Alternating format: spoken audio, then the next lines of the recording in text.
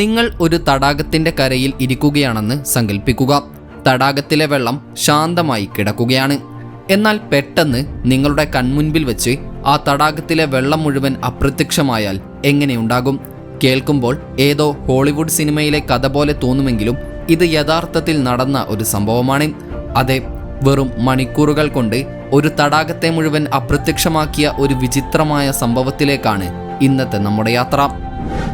1980 November 20 രാവിലെ അമേരിക്കയിലെ ലൂസിയാനയിലെ ലേക്ക് പേനിയറിൽ എല്ലാം സാധാരണ പോലെയായിരുന്നു.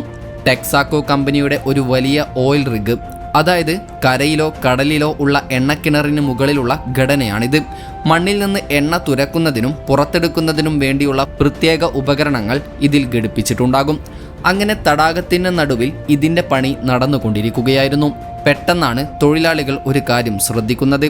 അതായത് അവരുടെ ഡ്രിൽ മെഷീൻ ഭൂമിക്കടിയിൽ 1020 അടി താഴ്ചയിൽ കുടുങ്ങിപ്പോവുകയായിരുന്നു. അവർ ഒരുപാട് ശ്രമിച്ചിട്ടും ആ ഡ്രിൽ പുറത്തേക്ക് വന്നില്ല. ആ സമയത്താണ് അവർക്ക് ഭൂമിക്കടിയിൽ നിന്ന് വിചിത്രമായ എന്തൊക്കെയോ പൊട്ടുന്ന ശബ്ദങ്ങൾ കേൾക്കാൻ തുടങ്ങിയത്. ഈ ശബ്ദം ഭൂമിക്കടിയിൽ എന്തോ ഒരു ഭീമൻ സാധനം തകർന്നു പോകുന്നത് പോലെയായിരുന്നു. ആർക്കെങ്കിലും എന്തെങ്കിലും മനസ്സിലാകുന്നതിന് മുൻപേ തന്നെ ആ 150 ടൺ ഭാരം വരുന്ന പ്ലാറ്റ്ഫോം ഒരു വശത്തേക്ക് ചെരിഞ്ഞു തുടങ്ങിയിരുന്നു. അപകടം മനസ്സിലാക്കിയ 12 തൊഴിലാളികളും അവരുടെ എല്ലാ സാധനങ്ങളും ഉപേക്ഷിച്ച് ജീവൻ രക്ഷിക്കാൻ കരയിലേക്ക് ഓടി രക്ഷപ്പെടുകയായിരുന്നു. കരയിലെത്തിയ ശേഷം അവർ കണ്ട കാഴ്ച ആർക്കും അത്ര പെട്ടെന്ന് വിശ്വസിക്കാൻ പറ്റുന്ന കാര്യങ്ങളല്ലായിരുന്നു.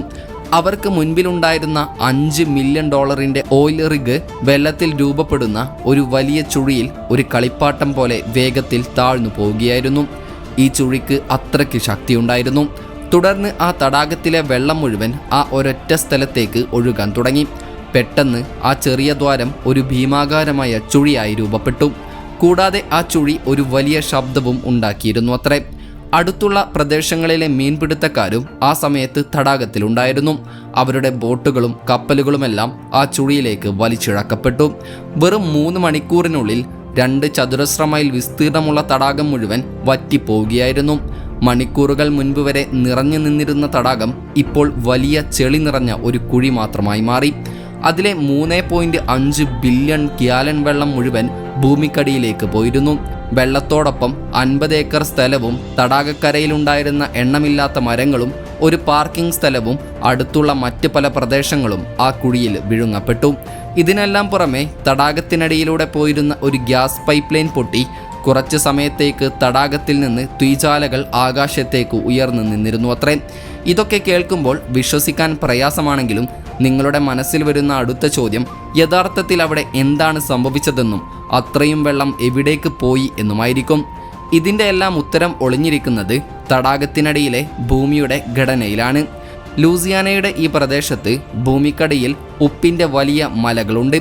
ഇവയെ സാൾട്ട് ഡോംസ് എന്നാണ് വിളിക്കുന്നത്. ദശലക്ഷക്കണക്കിന് വർഷങ്ങൾക്ക് മുൻപ് ഇവിടെ ഒരു സമുദ്രം ഉണ്ടായിരുന്നു അത്രേ. സമുദ്രം വറ്റിപ്പോയപ്പോൾ അതിലെ ഉപ്പ് അവിടെ തന്നെ അവശേഷിക്കുകയായിരുന്നു. പതുക്കെ പതുക്കെ വർഷങ്ങൾ കഴിഞ്ഞു പോകവേ ആ ഉപ്പിന് മുകളിൽ മണ്ണിൻ്റെയും പാറകളുടെയും ഒരു പാളി അടിഞ്ഞുകൂടി. പക്ഷേ ഉപ്പിന് മണ്ണിനേക്കാളും പാറകളെക്കാളും ഭാരം കുറവാണല്ലോ. അതുകൊണ്ടാണ് അത് എപ്പോഴും മുകളിലേക്ക് വരാൻ ശ്രമിക്കുന്നത്.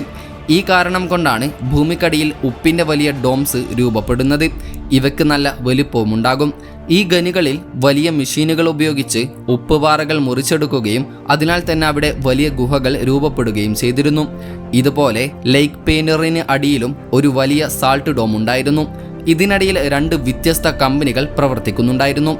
തടാകത്തിൻ്റെ മുകളിൽ ആദ്യം സൂചിപ്പിച്ച ടെക്സാക്കോ എന്ന കമ്പനി എണ്ണയ്ക്ക് വേണ്ടി ഡ്രിൽ ചെയ്യുകയായിരുന്നു.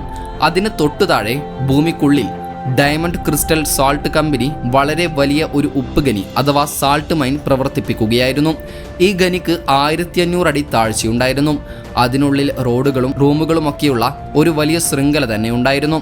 സംഭവിച്ചത് എന്താണെന്ന് വെച്ചാൽ ടെക്സാക്കോയുടെ എഞ്ചിനീയർമാർക്ക് കണക്കുകൂട്ടലിൽ ഒരു വലിയ പിഴവ് സംഭവിച്ചു. അവരുടെ 14 ഇഞ്ച് ഡ്രില്ല് എണ്ണ തിരയുന്നതിനിടയിൽ നേരിട്ട് താഴെയുള്ള ഉപ്പുഖനിയുടെ മേൽക്കൂരയിലേക്ക് തുളച്ചു കയറി. അത് സമയത്ത് ശ്രദ്ധിച്ചിരുന്നെങ്കിൽ ഒരുപക്ഷെ ചരിത്രത്തിലെ ഈ അപൂർവമായ അപകടം ഒരിക്കലും ഉണ്ടാകില്ലായിരുന്നു. ഒരു ചെറിയ ദ്വാരം ദശലക്ഷക്കണക്കിന് വർഷങ്ങളുടെ ഭൂമിശാസ്ത്രപരമായ ബാലൻസിനെ ഏതാനും മിനിറ്റുകൾക്കുള്ളിൽ തകർത്തു കളയുകയായിരുന്നു. നദി പിന്നോട്ടൊഴുകിയപ്പോൾ ഡ്രില്ല് ഉപ്പുഖനിയെ തുളച്ച ഉടനെ തടാകത്തിലെ വെള്ളം ആ ദ്വാരത്തിലൂടെ വേഗത്തിൽ ഖനിക്കുള്ളിലേക്ക് ഒഴുകാൻ തുടങ്ങി. തടാകത്തിലെ ശുദ്ധജലം ഉപ്പിനെ വളരെ പെട്ടെന്ന് അലിയിക്കും. അതുകൊണ്ടാണ് ആ ചെറിയ ദ്വാരം വെള്ളത്തിൻ്റെ മർദ്ദം കാരണവും ഉപ്പ് ലയിച്ചതിനാലും മിനിറ്റുകൾക്കുള്ളിൽ ഒരു ഭീമാകാരമായ കുഴിയായി മാറിയത്.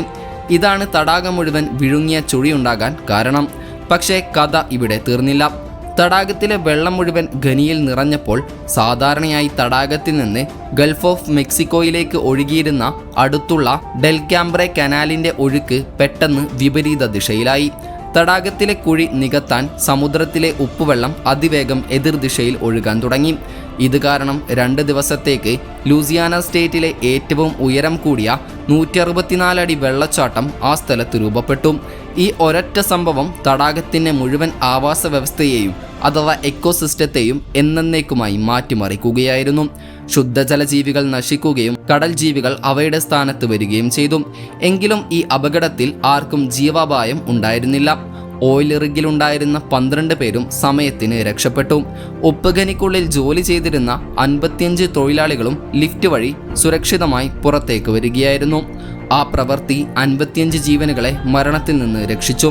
പിന്നീട് ചുഴിയിൽ മുങ്ങിപ്പോയ 11 കപ്പലുകളിൽ 9 എണ്ണം വെള്ളത്തിൻ്റെ പ്രഷർ ശരിയായപ്പോൾ കുഴിയിൽ നിന്ന് ഉയർന്നു വന്ന് തടാകത്തിൻ്റെ ഉപരിതലത്തിൽ പൊങ്ങിക്കിടക്കാൻ തുടങ്ങി. ടെക്സാക്കോ കമ്പനിക്ക് അവരുടെ തെറ്റിന് മറ്റ് കമ്പനിക്കും അടുത്തുള്ള ആളുകൾക്കും ദശലക്ഷക്കണക്കിന് ഡോളർ നഷ്ടപരിഹാരം നൽകേണ്ടി വന്നു. അതോടെ ആ ഉപ്പുഖനി എന്നേക്കുമായി അടച്ചുപൂട്ടുകയായിരുന്നു. സത്യത്തിൽ ലേക്ക് പേനിയറിൻ്റെ ഈ കഥ അമേരിക്കയുടേത് മാത്രമല്ല, ഇത് നമുക്കെല്ലാവർക്കുമുള്ള ഒരു വലിയ പാഠമാണ്. നമ്മുടെ രാജ്യത്തും വികസനത്തിനും പുരോഗതിക്കും വേണ്ടിയുള്ള ഓട്ടത്തിൽ നമ്മൾ പലപ്പോഴും അറിയാതെ പ്രകൃതിയിൽ കൈകടത്താറുണ്ട്. നഗരങ്ങൾക്ക് ചുറ്റുമുള്ള തടാകങ്ങളും കുളങ്ങളും ചെറുതായിക്കൊണ്ടിരിക്കുകയാണ്. മലകളിടിച്ച് വലിയ കെട്ടിടങ്ങളും റോഡുകളും നിർമ്മിക്കുന്നു. ഭൂമിക്കടിയിൽ നിന്ന് വെള്ളവും ധാതുക്കളും എടുക്കാൻ ആഴത്തിൽ കുഴിക്കുന്നു. ഇതെല്ലാം ആവശ്യമാണ്. പക്ഷേ ലേക്ക് പീനറിൻ്റെ സംഭവം നമ്മെ ഓർമ്മിപ്പിക്കുന്നത് നമ്മൾ ഭൂമിക്ക് മുകളിൽ കാണുന്നത് കഥയുടെ ഒരു ഭാഗം മാത്രമാണ് എന്നാണ്. ഭൂമിക്കടിയിലെ ലോകം വളരെ സങ്കീർണവും ലോലവുമാണ്.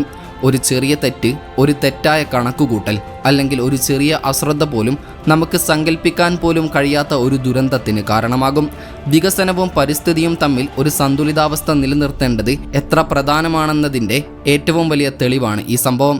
ഏതായാലും ഈ സംഭവത്തെക്കുറിച്ചുള്ള നിങ്ങളുടെ അഭിപ്രായം എന്താണെന്ന് കമൻറ്റ് ചെയ്യാൻ മറക്കരുത്.